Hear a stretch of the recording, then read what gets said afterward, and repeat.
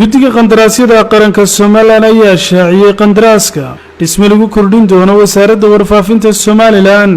waxaana qandaraaska tartankaasi soo xareystay 14 shirkadood munaasabadii lagu shaacinayay tartankan waxa goobjoog ku ahaa gudoomiyaha guddiga qandaraasyada Maxamed Xuseen agaasimaha guddiga qandaraasyada Axmed Cabdirasaaq iyo mas'uuliyiinta kala duwan ee guddigaasi xubno ka socday wasaaradda warfaafinta iyo shirkadii kala duwan ee soo xareystay qandaraaskani ugu horreeyna gudoomiyaha guddiga qandaraasyada qaranka Soomaaliland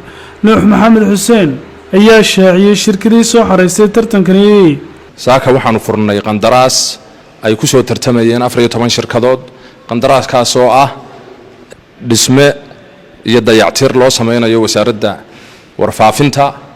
14 shirkadood waxaanu ballan qaadaynaa inaan si daahfuran aan u soo bandhigi doono shirkadda ku guuleysatay haddii alla ka dhigo qandaraaska waxa laga maalgelinayaa miisaaniyadda dawladda iibrulinkooda halkaas waxa ka hadlay xubno ka socday shirkadii kala duwan ee soo xareystay tartanka qandaraaskani Xukumada Construction Company guddida qandaraasyada qaranka way mahadsan qaabkan hufnaanta leh ay hawsha wadaan insha Allah khayr baan rajaynayaa nasiibkaygan qaaday insha Allah shirkadda aan u shaqeynaya waxa weeyaan Arimo Construction guddida qandaraasyada ayaan imika hor fadhinaa khayr badan ayaan ka suganaa insha Allah shirkadda wadaya construction aad bay mas'uulin guddida qandaraasyadu sida hufnaanta leh hawsha wadaan construction company